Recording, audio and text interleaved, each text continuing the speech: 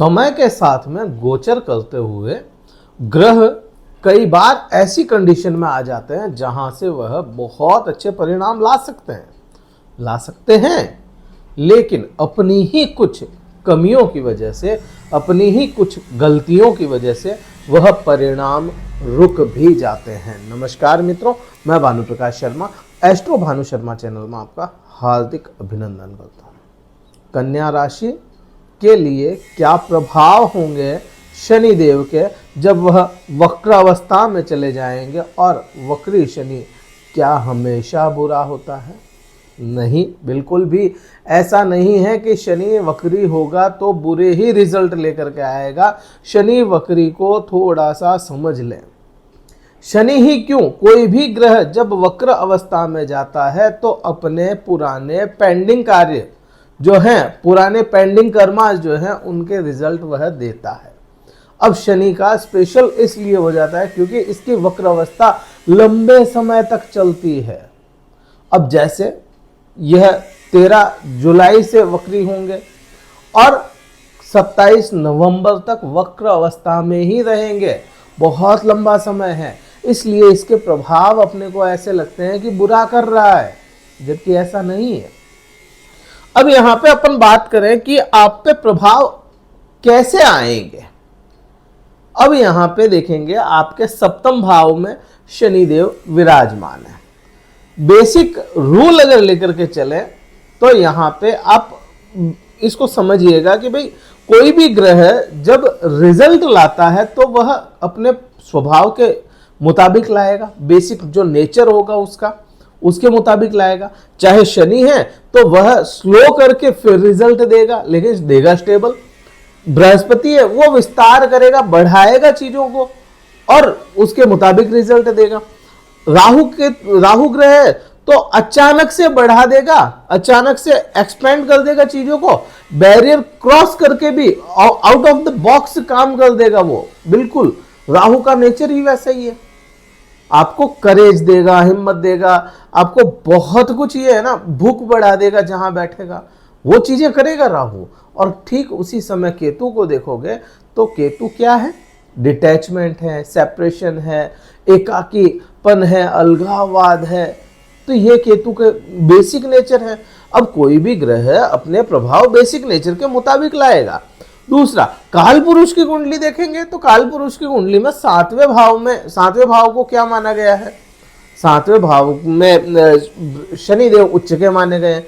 वो चीजें ठीक है, उस पर ना जाकर के सिर्फ इसका बेसिक नेचर के मुताबिक अपन समझें तो शनि के पूर्व समय से, क्योंकि पूर्व समय में आपके छठे भाव में थे, पूर्व समय से जो कार्य अधूरे रह गए आपके, जैसे जॉब में तरक्की मिलनी चाहिए थी, काम आपने कर लिया, जॉब में आपको प्रमोशन के लिए आपने बहुत मेहनत की और आपको नहीं मिल पाई, तो इस समय में प्रमोशन के योग बन जाएंगे।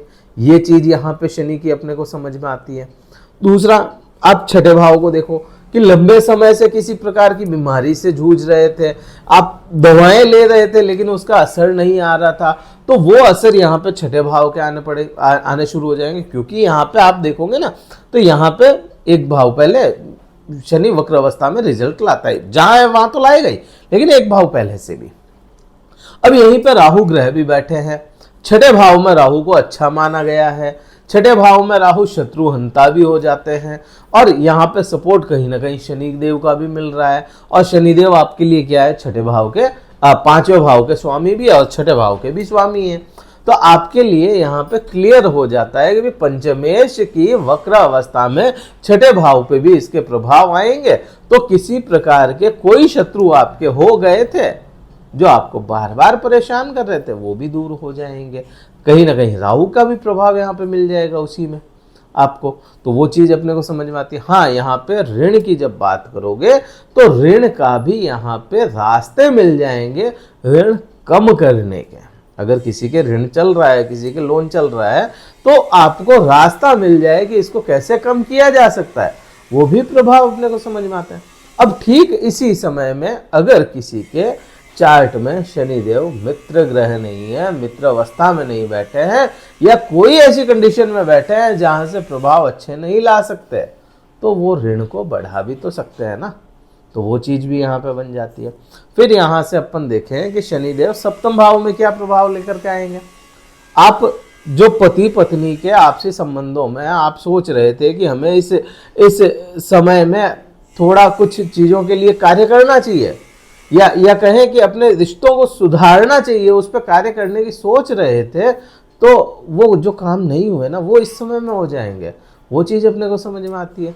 पति पत्नी के व्यवहार में कहीं ना कहीं प्रैक्टिकल जरूर हो जाएंगे कि मैं आपके लिए इतना कर रहा हूँ, आपको भी करना चाहिए, या सामने वाला मेरे लिए इतना कर रहा है तो मैं भी क्यों ना समर्पित हो जाऊं।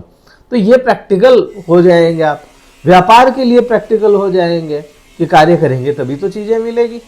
क्योंकि अभी से पहले मैं देखूं 18 मई से पहले जब केतु आपके लग्न में बैठे थे, राहु आपके सप्तम भाव में बैठे थे, स्थितियां बहुत अच्छी नहीं थी, ना व्यापार की ना खुद की। तो यहाँ पे स्थिति अपने को क्या समझ में आती है कि शनि देव यहाँ पे धीरे धीरे ही सही लेकिन व्यापार में भी वृद्धियां करवा रहे हैं। अब शनि देव का, जैसे मैंने आपको बताया कि शनि का बेसिक नेचर जो है ना, बेसिक नेचर होल्ड पे डालने का, ठीक, शनि का बेसिक नेचर ये भी है कि शनि न्याय करते हैं, शनि मेहनत मांगते हैं, शनि बिहेवियर को सही करवाना चाहते हैं। तो ये चीजें अपने को समझ में आती है ना। तो जो मेहनत है, श्रम है, आपको करना पड़ेगा।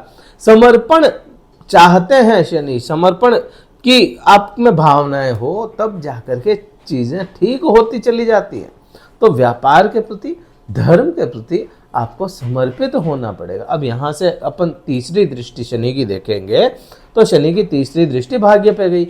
मतलब क्या बना, पंचमेश की भाग्य पे दृष्टि हो जाना, तो भाग्य को पंचमेश कहीं ना कहीं सपोर्ट करेंगे, ये चीज समझ में आती है।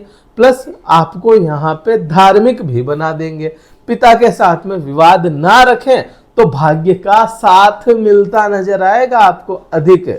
समर्पण यहाँ पे भी चाहते हैं, समर्पण यहाँ पे किसका, पति पत्नी का, यहाँ पे किसका, पिता के प्रति, अपने गुरुओं के प्रति आदर सम्मान आपके अंदर होना चाहिए, अपने कर्म के प्रति आपका आदर सम्मान होना चाहिए, अपने बॉस के प्रति आदर सम्मान आपका हो।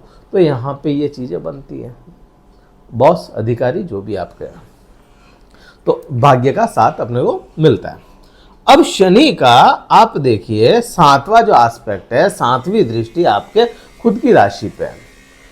अभी से पहले जब केतु यहां पे थे तो आप खुद से ही खुद परेशान थे, चीजें बहुत सी ठीक भी हुई होंगी तो भी खुद से खुद परेशान अधिक हुए, तो वो चीज तो निकल गई।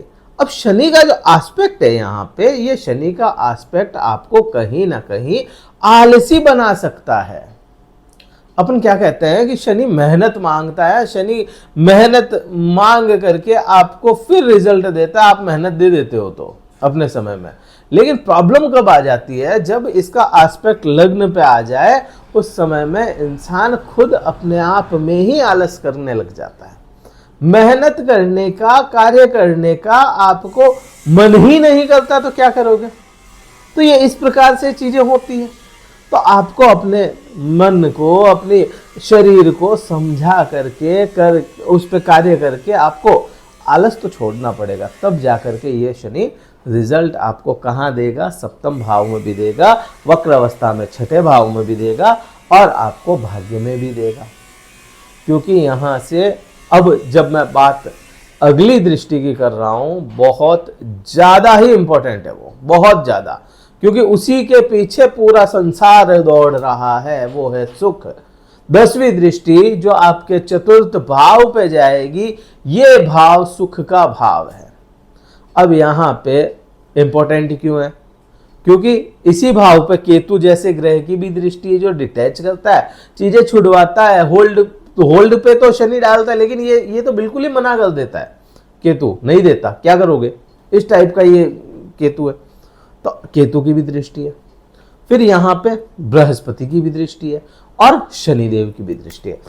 प्लस पॉइंट कन्या राशि के लिए क्या हो जाता है कि बृहस्पति और शनि दोनों ही मित्र हैं, दोनों के प्रभाव अच्छे आते हैं आप पे। तो बृहस्पति की जो दृष्टि यहां पे है ये विस्तार दिखाती है। शनि की जो दृष्टि है ये मेहनत मांगती है, प्लानिंग पूरी मांगती है। आपको पूरा खाका तैयार करके, पूरा नक्शा तैयार करके, पूरे प्लान करके फिर सुखों की वृद्धि करेंगे तब चीजें बनेगी। समर्पण मांगती है माता के प्रति यहां पे, क्योंकि ये मां का भाव है। माता के प्रति समर्पण मांगती है। आपका जो जो खुद की फैमिली है उस पर समर्पण मांगती है ये। व्यवहार अच्छा मांगती है ये। तब जाकर के इसके रिजल्ट आपको बहुत बहुत बहुत शानदार मिलने वाले हैं इस समय में। फिर आप चाहे प्लानिंग कर रहे थे लंबे समय से गाड़ी, मकान या प्रॉपर्टी की, किसी भी प्रकार के ऑर्नामेंट्स की, तो उसमें भी यहाँ पे आपको सपोर्ट मिलता हुआ नजर आएगा। ये वीडियो में बहुत कुछ बताया मैंने। कहीं वीडियो अच्छा लगा हो लाइक कीजिएगा, शेयर कीजिएगा, सब्सक्राइब जरूर कीजिएगा चैनल को। और अगर कुंडली विश्लेषण करवाना चाहते हैं, डिस्क्रिप्शन में कार्यालय के नंबर है, व्हाट्सएप मैसेज द्वारा संपर्क करके अपना स्लॉट बुक करवा के फिर मुझसे बात कर सकते हैं। इस वीडियो में इतना ही था। जय हिंद, वंदे मातरम, भारत माता की जय।